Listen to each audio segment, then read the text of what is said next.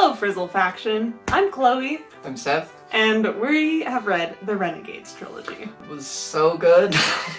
I gotta say, going in, kind of low expectations. Like, I had heard mixed reviews about it. It was like a young adult novel. You know, I wasn't sure how much emotional complexity there'd be in there. But wow, quite a bit, actually. Yeah, we read it for the book club, actually, and it was so good that we both finished the entire series. Basic idea of the book is that there's this world where people just have superpowers. It's just one of the innate rules of this universe. People tend to, like, get persecuted for their powers, like, you know, burned at the stake, being witches, things like that, until eventually there's this group of people who were like, wait a second, we have superpowers. We can do something about this. And so they overthrow every world government, and the world falls into anarchy for about 20 years. Perfect problem-solving skills. And eventually another group of people are like, wait a second, we have superpowers.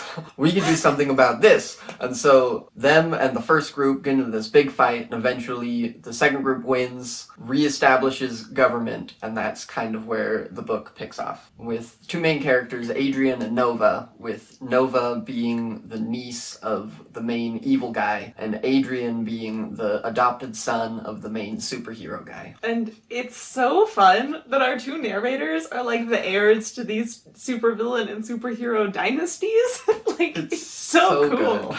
And I think what I loved most about these two characters is they're given such rich inner conflicts. Like, for Nova, she's grown up in kind of this very culty dynamic where she's with all of these supervillains in hiding after they've been defeated like a decade ago, and that's how she's raised. And she's raised with this constant, like, you gotta do what you do to survive, don't worry about other people, empathy is wrong. You know, it's a very villainous and sometimes nurturing environment, but mostly villainous. Mostly villainous. They do care for each other, though. They do care for each other. She is raised by people who love her, and so her drive is to take down the current people in charge, who are the Renegades, is what their organization is called. And that's like her whole goal in life, and she's obsessed with it. And then Adrian, on the other hand, has grown up with the propaganda that the Renegades are the best things since sliced bread, and they're the only things keeping the world together. And then he is really frustrated that they're not doing more. He's like, you guys are like trying to do due process, instilling rules on yourself. No, we should just have a dictatorship here. Yeah, we have to go take out the bad guys.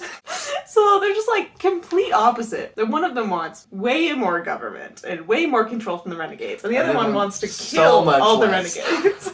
And it's fantastic because, of course, they're both right. They both have their points. And so neither one of them is ever like, this point of view is the correct one. This is the good guys and this is the bad guys. It's a lot more nuanced than that. That's very true. But I was going to say, of course, their love interest. Oh, yes. Well, of course that too. Of course. Why else would they not be? Yeah, but it is very nice to get that moral nuance. Yes. But they are love interests. It's so cute. I ship them so hard. One of the common complaints I've seen about this book is that they're too long. Like, every single one of these books is like over 500 pages. And they are kind of long, but I feel like they never felt too long to me. Me either. Like, I always felt like there was enough going on. One of the complaints I saw was it was kind of boring to some people, and I feel like maybe they're not appreciating the rich inner conflict. Right? Because if you go into this book looking for, like, action battles, there's some of that. But most of the conflict is Adrian and Nova kind of wrestling with their ideas of governmental procedures and what is right and wrong, and is it okay to make friends with the enemies? Not a whole lot of action for a superhero novel, but I think it still really works. And personally, I was never bored reading the books. I probably would have liked more book, actually. Yeah. They're just so good. They're really good. Because every single page is like these dicey situations, because of course the plot is that Nova decides that she needs to infiltrate the Renegades organization in order to find their secrets and then, you know, kill them all and take them down. So the plot is her going undercover as a superhero, so there's always that element of the secret identity. And even twistier, Adrian also has a separate secret identity. He has his normal Renegades hero, and then he's also an unsanctioned vigilante because he thinks they should be doing more to take down crime. Which then, again, adds to the inner conflict again, because Nova, as a superhero, is like, am I too much of a renegade right now? Am I not living up to my family's goals and ideals? And Adrian eventually is like, am I too much of an anarchist? And there's such, like, good foils to each other, They're like so on good. such opposite tracks, and then just like meeting in the middle so perfectly. It's a masterpiece in that way. I think just the way that they're balanced against each other. Like the second book so of the well series is done. called Arch Enemies, and they really are, in a lot of ways, like perfect arch enemies to each other. And then they're also in love. And the other characters, the side characters, are also very fun. I loved the extra villain characters that Nova has, all of her family that helped raise her. I loved Adrian's dads, which... They're so wholesome. Yeah, so he has 2 adoptive dads after his mother died tragically, and they're both in the superheroes, and they're so wholesome and good that for much of the book, I was suspecting that they were secretly evil. Turned out they were just good. I tend to really enjoy villains of the books, and so I was really siding with like Nova and the rest of the anarchists. So I just really wanted to dislike Adrian's dads, but they're too wholesome and I couldn't do They're it. too good at being fathers. And the best character, of course, is Max. Adrian's little brother. Little kid, and he's so smart and cute and fun, and he has a tragic backstory. Like, what more could you want? He's just the best. And he's always the one that's like figuring things out. Like, he figures out Adrian's secret identity, lickety split. Nova's Figures identity. out Nova's identity. No He's problem. like the first one for that too. Best character. Best character. Hands down. Great. The thing that I loved most about Adrian and Nova's relationship was just like the angst and tension throughout it all, because of course they're both keeping secrets from each other. They both have secret identities that the other one despises. So much.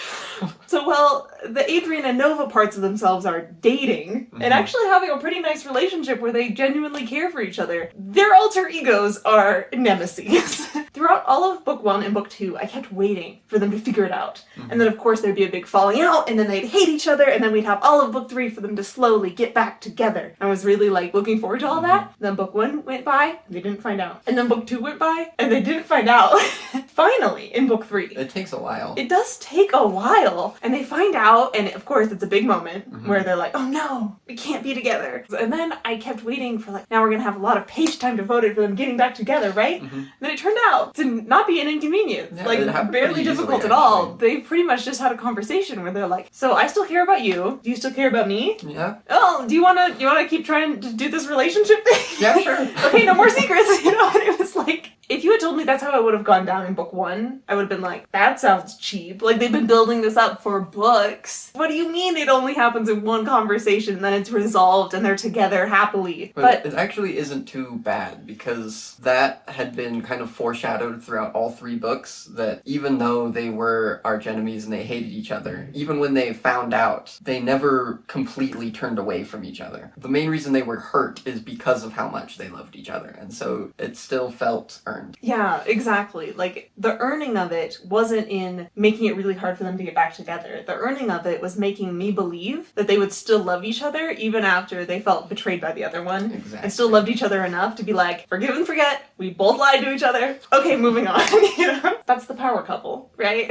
And it's so fun and cute and wholesome, and I ship it. It wouldn't have been how I was expecting it to play out. It wouldn't have been how I would have, like, planned it out if I was writing it, but it worked so well in the end It really did. that I'm just so happy with the result. Part of what makes their dynamic so interesting to me is that it kind of mirrors the dynamic of their parents, of Captain Chromium, one of Adrian's dads, and Ace Anarchy, Nova's uncle, leader of the anarchists and the leader of the Renegades. Both of them are doing their best to make the world a better place in completely different ways. You know, Ace is very much pro-independence and pro-freedom, whereas Captain Chromium is all about you need rules to have society function. More interesting to me is that neither one of them was wrong and neither one of them was right. Because in most superhero stories, it would always be about, you know, the superhero is working to defeat the supervillain and that's the end. Where in this book, that like wasn't even really a part of the plot at all. It was all about, as we just like, the inner conflicts and all of these ideals and stuff. And the way Adrian and Nova are playing off of the rivalry of their parental figures was just really interesting to me. No, it was super cool. Like when Captain Chromium and Ace Anarchy were like doing their big fight, I was like, wow, they're really like arch enemies up in here. Like they hate each other. And for good reason. For a really good reason. But yeah, it very much feels like a very personal rivalry that is mimicking Nova and Adrian's. And I think that's kind of what makes this book really stand out to me. That it's about more than just the story in a lot of ways. It's about like the theme of elitism and how that can tear apart a society from both directions. It's about like abuses of power coming from both directions and both people. It's about propaganda from both sides. You know, that they both have these problems that are just kind of endemic of societies and situations here. I just loved it so much. Yeah, you can definitely see both of the perspectives so clearly, and real successes of the book is in that like dual perspective that you get equally Nova and Adrian's chapters wrestling with these ideas from the opposite direction. That like Nova is so angry about the Renegades putting forth their propaganda, but isn't stopping to think about the propaganda that she's lived with and grown up with from the anarchists, and vice versa with Adrian. Yeah. And they're both so angry about the abuses of power from the other side, but not always thinking about their own side's abuses of power. And it kind of takes them coming together and learning from each other to also see that other perspective. Most of the negative reviews of this book that I've seen are complaining about it being too cheesy and superhero tropey, which I thought was great. I thought was great too, and I'm like, what did you think you were getting yourself into, if not superhero tropey? Like, yes, that's it. But I think part of that feeling for people, the superhero tropes I feel like these novels are relying on are more like late Bronze Age superhero comics tropes and less modern. Where in the history of comics, you have like the really old-fashioned Gold and Silver Age comics, and they're just kind of like, good guys save the day, and not like a lot of nuance always. And then you hit the Bronze Age, and that's where you start getting like moral nuance and really like stories about real world issues. And you can see that reflected here in Renegades, where it's like stories about real world issues. But it's not until you got to like the modern age of comics where you really saw like the anti-heroes and really taking apart like where is violence necessary, and like, you know, you see the heroes torturing people and really delving into the dark side of all things. Like, this book isn't that dark. No. There's some dark things that happen sometimes, but it's pretty clear cut that if you see someone torturing someone else, They're bad. And if you see someone saving someone else, good. And it's like very clear distinctions of the characters in this book. And I think that's part of why sometimes it feels kind of cheesy, because we're used to the more modern takes on things. We're used to the superhero genre feeling a little bit more Marvel-y, which I'll talk about in a minute with the other suspensions of disbelief kind of angle. But like, I think the book excels at doing what it sets out to do. It does. It feels very much like a late Bronze Age comic turned into an excellent young adult novel. And if that sounds appealing to you, go out and read this book.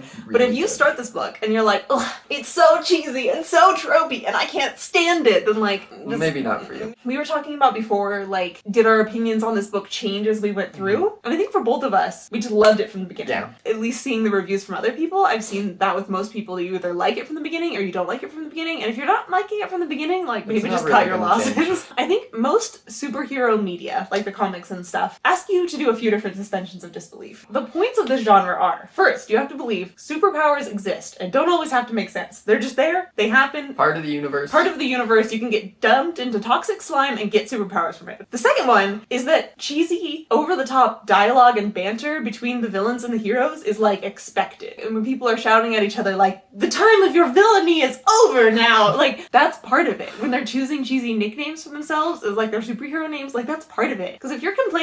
That's not gonna end. That's like going into a fantasy book and complaining that there's magic. Like, that's just the genre. And I think the most important suspension of disbelief that people are really unused to... Yeah, I think a lot of people were complaining about this one. ...is that when you are wearing a mask and you don't want people to recognize you, they will not. Unrecognizable. Your closest family and friends will not know who you are. And that's just part of the shtick, right? You can see that in all of the superhero comics. That's just like part of the thing. Like, people aren't recognizing the superheroes in costumes even if they know them really well in their real life, and that also happens in this novel. And I think part of the negative reviews around this is even if people can swallow, okay, superheroes exist, okay, there's cheesy over-the-top dialogue, they're a little spoiled by the Marvel movies that don't often work with the suspension of disbelief of if you're wearing a mask, people can't recognize you. Because in that movie, you know, people get recognized more often and they have to really work to like hide their identities. But in comics, not so much all the time. So put on some glasses or something. I don't know who you are anymore. Wait, who are you?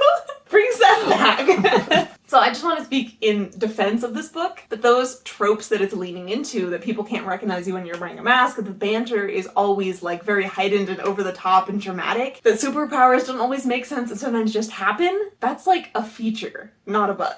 And I really enjoyed that part. I thought that if any piece of that was missing, it wouldn't be as good of a book. One thing that I thought was interesting about the book, I don't think I figured out how anyone looked until like halfway through book 2. Occasionally they'll describe something about a character, like some characters get really strong descriptions of some parts, but most of it, the characters are barely described at all. Like at some point in book 2, they mentioned that like Nova was half Filipina and had bangs, and I'm like, both of these things are so surprising to me somehow, like what? Or the fact that Adrian is black. Which like also just like somehow goes right under the radar, because they don't give like any descriptions pretty much of any characters. Like I don't think I could tell you like the hair color of pretty much any character. I couldn't tell you the height of pretty much any character. Like for one of the more important sidekick characters, Oscar, I'm pretty sure the only description that you get about him for like the entire 3 books is that he has a cane. I'm sure that at some point maybe they mention a different detail somewhere. But it's just so subtle and just not there that it's like practically non-existent in this book. Both the descriptions of characters, description of weather, description of setting in general, like only is described when it's relevant to the story, which is rarely, and it definitely really lacks an atmosphere in that way.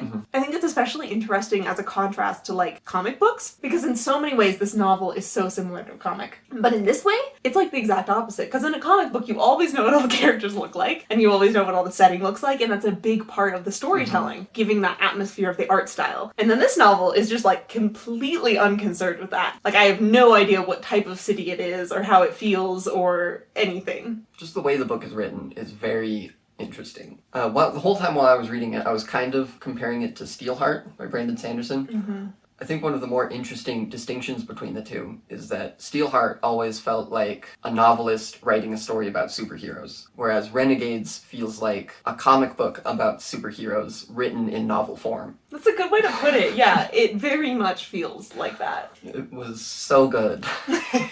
One of the things I kept speculating on as I was reading all of these books was, how is it going to end? Because there's lots of options of different people to be like the big bad evil antagonist at the end of the book. Captain Chromium, the main good guy, who sometimes seems like maybe he isn't as good as he seems. Maybe it'll be Ace Anarchy, Nova's uncle. Maybe it'll be a third party that threatens everyone, and then they all have to band together, villains and heroes, to defeat this new evil. Or maybe they're just all the bad guys.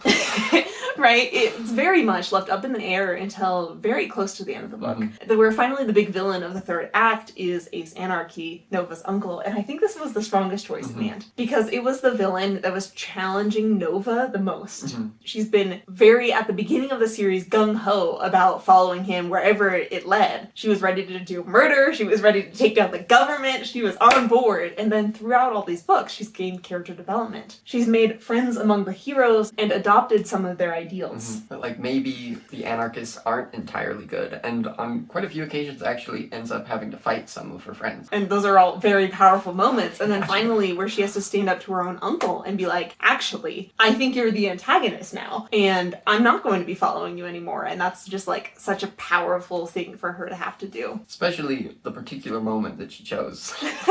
So good. Like my jaw dropped. I was like, you go, Nova! I loved the entire ending of this book, because one of the things that comes into play in the plot of this book is they can take away people's superpowers with this magical drug they've created, and there are so many people losing their powers left and right, and I kept expecting this to lead to everyone losing their powers, because throughout all of the books, Nova's always saying, like, it'd be better if no one had superpowers, because one of the things that this book is wrestling with is, like, elitism, that because the superpowered people are so much higher than the average people, that's kind of what's causing a lot of these problems. And if just everyone lost their powers, villains and heroes, it would solve a lot of society's problems. It kind of would. And Nova is kind of pro this idea, even if she's not directly fighting for it all of the time. So then when the book was kind of gearing up to this, I was like, oh, they're really going there. They're going there to like this kind of bittersweet ending where all of our heroes and villains and everyone we care about loses something that's so integral to their identity. And I was kind of disappointed at that thought, because I was like, this is such a cheap way of solving this problem, to just like cut the problem out entirely. Like, it had been so well foreshadowed and so well set set up as a potential solution that, like, it felt like a solution, but also a very bittersweet kind of cheap solution. And then the book reverses it at the last second, surprises me, and gives everyone on the planet superpowers. Which I thought worked really well, because now they don't just have all of the problems in the book solved for them, they have to figure it out. They have to figure out how people can use their superpowers for actual good causes and stuff. Right? It, like, works well thematically of taking out that very big pedestal of elitism for the superheroes and supervillains, while also not just taking away the problems, while also giving the heroes, our protagonists, a happy ending, because they get to keep what's part of themselves. They get to keep these powers that they love. It was just perfect!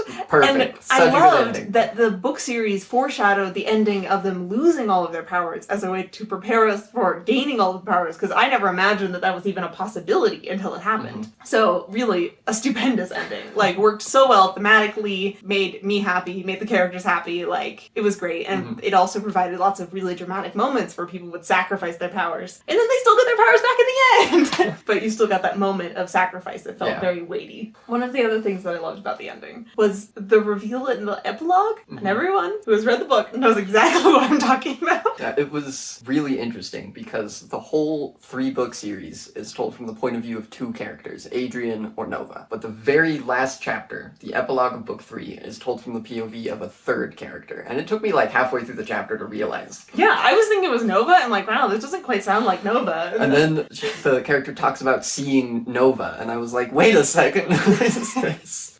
And it turns out this is Nova's lost long little sister that she thought was dead, which might sound coming out of nowhere and cheap, but was very well foreshadowed. It really was. So good. It was. Because she thought her little sister had died in her tragic backstory incident way back in their childhoods. And then, throughout these 3 books, she's often encountering this girl whose superhero name is Magpie, who's always getting into trouble, and they kind of bicker a lot, stealing her stuff. Like, they're kind of arch enemies is a little strong, but they really don't like each other. And then, to have this revealed at the end, Magpie doesn't know that she's her lost long sister. Nova doesn't know. Nova doesn't know that they're lost long sisters, but it gives us enough information for us to piece it together, the readers. You know, when she's talking about like, oh, and then I was left at the orphanage on this day, and they said that my older sister had abandoned me and my parents were dead, and like, wait a minute! And I love that the book series ended off on this note, because it gives you so much to like imagine and kind of like fan fiction in your mind of them being able to figure it out and find each other, because they could both so much use the sister relationship. The whole series is so well done. Seriously, it makes me really excited to read other books by Marissa Meyer. I've read one of them when I was like 12 and then never continued the series, and I'm like, we gotta revisit this girl's entire bibliography right now.